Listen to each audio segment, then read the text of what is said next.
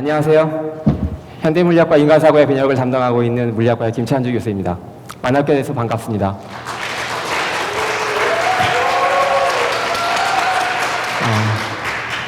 제가 학교에서 묵후를 하라고 해서 이제 하긴 했는데 이런 자리까지 올라오게 될 줄은 생각을 못했는데요.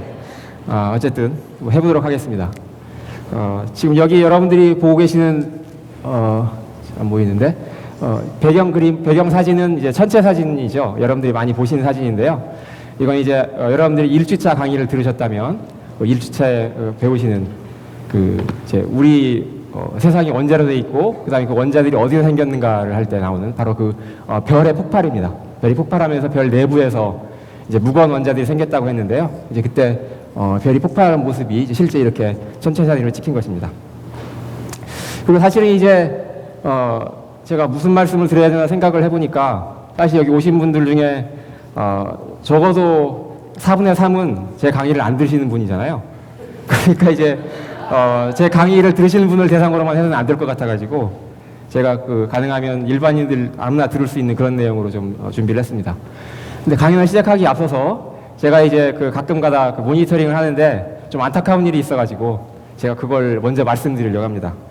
제가 이제 조회수, 각 동영상마다 조회수를 제가 확인을 해봤는데요. 이 조회수가 어떻게 되어 있냐면 이렇게 이제 동영상들이 있으면 여기 첫 번째 동영상의 조회수는 꽤 높습니다. 그런데 이게 밑으로 이쪽으로 가면 갈수록 점점 줄어들어가지고요. 이제 그 다음 거 또 주제로 넘어가면 또 첫 번째 건 높은데 여기보다 훨씬 높습니다. 마지막보다.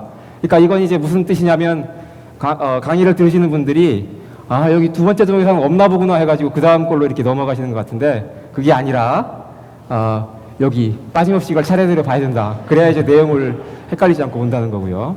또 한 가지는 여기 동영상 보시고 넘어가지 마시고 내용에 따라서는 여기 글로 제가 링크해 놓은 것이 있습니다. 그러니까 이 글도 꼭 읽어보시기 바랍니다. 네, 그리고 이제 본격적으로 말씀을 드릴 텐데요. 대부분은 이제 물리학이 뭔지 모르실 거기 때문에 또 제 강의도 안 들으시고 그래서 이제 물리학이 뭔가에 대해서 소개하는 걸로 제 강의를 할까 합니다. 물리학이 뭔가 이제 여러분들 학생 시절에 배우신 분도 있을 텐데요. 보통 뭐냐고 물어보면 이제 저게 뭐지 하고 생각하실 거예요. 먹는 건가? 이렇게 이제 생각할 수 있는데 여러분들이 아마 학생 시절에 배우는 물리학은 다 이런 걸 겁니다.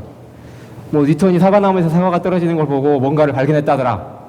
또는 뭐 자석의 N극과 S극은 잡아당기고 N극과 N극은 밀어낸다더라. 뭐 이런 거 배우실 텐데요. 이건 사실은 다 옛날 얘기입니다. 이거 언제 나온 얘기냐면 1600년대에 나온 얘기고요.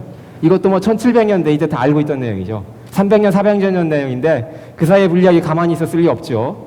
그러니까 여러분들이 학교에서 배우는 그런 재미없는 그런 것들은 사실은 다 그냥 시험 보기 위해서 뭐 배우는 것이다 이렇게 생각하시면 되고요. 사실 물리학이라는 과목은 여러분들이 생각하시는 것보다 훨씬 재미있는 과목입니다. 예를 들면 이런 것도 물리학입니다. 뭐 김연아 선수가 예를 들어 스케이팅을 타는데 어떻게 해가지고 이렇게 한 발만 비스듬하게 기울이고서도 무너지지 않고 잘 탈 수가 있는가? 아니면 축구 선수가 프리킥을 차가지고 슛을 하는데 어떻게 이게 가다가 휘어지는가? 이런 거 연구하는 것이 물리학이죠. 또는 이런 것도 물리학입니다. 여기 여러분들이 잘 아시는 복싱 교수님이 계시는데요.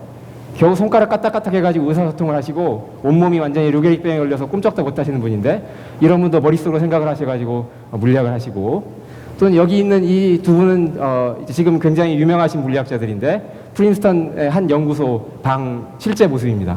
지금 이분들이 뭔가 연구를 하시다가 막혀가지고 아주 골똘히 생각에 잠기신 모습이에요. 그러니까 이런 것도 물리학이죠. 또 어떤 것도 물리학이냐 하면 반면에 이런 것도 물리학입니다. 여러분들 요새는 이제 이 연구소가 꽤 언론에 많이 타가지고 알고 계신 분도 많이 있을 텐데요. 프랑스와 스위스의 국경에 가보면 세른이라고 하는 아주 거대한 연구소가 있습니다. 여기 이 둘레가 27km이고요. 지하 100m 밑으로 거대한 터널이 파여 있고 여기서 빛의 속도의 99.999%의 속도로 양성자를 가속시켜서 꽝 하고 충돌시킨 다음에 무슨 일이 벌어지는가를 보는 거죠. 그리고 이 입자 연구소는 몇 년 전에 천사의 악마라고 하는 소설에도 등장했고 영화에도 나왔었습니다. 그때 뭐 반물질 폭탄을 도난당했다 하는 그런 식으로 영화가 시작되는데요. 바로 그 연구소가 실제 존재하는 연구소죠. 또는 이러한 것도 물리학입니다. 우주에 대해서 우주가 언제 생겨났고 어떤 운명을 거쳐가지고 어떤 역사를 거쳐가지고 현재 우주가 되었고 어떤 운명을 맡게 될 것인가 이런 거 다 물리학이고요. 그 다음에 또 그런가 하면 이런 것도 물리학입니다. 여러분들 해리포터 다 읽어보셨을 텐데 거기에 보면 투명왕토를 입고 다니죠. 그 투명왕토가 사실은 맛보기 세계에만 존재하는 것이 아니라 실제로 지금 바로 이 현실에서 물리학자들이 연구하고 있는 아주 중요한 연구 주제 중에 하나입니다. 여기 보면 제가 그냥 신문기사 제목을 가져왔는데요. 좀 기사 제목이 이상합니다. 투명망토 기술 개발, 여자 망토 쓰고 남탕 가는 날 멀지 않았다. 이렇게 돼 있죠. 그런가 하면 이런 것도 물리학이죠. 여러분들 늘 보고 계시는 텔레비전이나 혹은 지금 여러분들이 가지고 계시는 스마트폰 아니면 그 디스플레이 뭐 이런 것들이 전부 다 물리학의 반도체를 바탕으로 해가지고 만들어진 것들입니다. 그런가 하면 사실은 이런 것도 물리학입니다. 이것도 여러분들이 이제 앞으로 배우게 되실 텐데 예를 들면 국내 재벌들이 어떤 식으로 혼인관계에서 얽혀 있는가 뭐 물론 누가 결혼했다 이런 것이 아니라 이 구조가 어떻게 돼 있는가 이런 거 연구하는 것이 물리학이고요. 또는 에이즈 환자들이 어떤 식으로 성접촉을 하고 있고 그럴 때 어떤 식으로 효율적으로 에이즈 환자들을 치료할 수 있을 것인가 이런 거 연구하는 것도 물리학에 삽니다. 그런가 하면 경제 물리학이라고 하는 분야도 있습니다. 여러분들 뭐 퀀트라고 하는 얘기 들어보셨을 텐데요. 어떤 식으로 주가를 예측하는지 그것이 어떤 식으로 변동해 가는지 이런 것들을 연구하는 것도 경제 물리학이라고 하는 분야에서 연구를 하고 있습니다. 이 모든 것이 다 물리학이고요. 제가 생각하기에 이토록 다양한 모습을 가진 학문은 적어도 제가 아는 한 없습니다. 그래서 이제 이걸 이렇게도 말씀드릴 수 있는데요. 우리 우주의 가장 작은 크기에서부터 가장 큰 크기까지 나열을 했을 때 그러니까 가장 작은 크기는 원자보다 작은 크기고 가장 큰 크기는 우주 전체의 크기죠. 그리고 크기 순으로 배열을 했을 때 물리학은 여기 있는 모든 것들을 다 연구합니다. 여러분들이 생각하는 어떤 학문이라도 생각하고 계시면 그 학문들은 이 중에 일부분만을 연구할 뿐이죠. 세상 모든 것을 연구하는 것, 사물의 이치를 연구하는 것이 바로 물리학입니다. 그래서 이제 이걸 이렇게도 말씀드릴 수가 있는데요. 이분은 위튼이라고 해서 지금 살아계시는 가장 위대한 물리학자로 인정받고 있는 분인데 이분은 물리학자임에도 불구하고 수학의 노벨상이라고 부르는 필즈 메달을 받았습니다. 여기 이분은 잘 알고 있는 퀴리 부인이죠. 근데 부인이니까 남편도 있겠죠. 그래서 퀴리 부부인데 퀴리 부부는 노벨 물리학상을 받았습니다. 남편이 돌아가시고 난 다음에 퀴리 부인은 혼자서 노벨 화학상을 받았죠.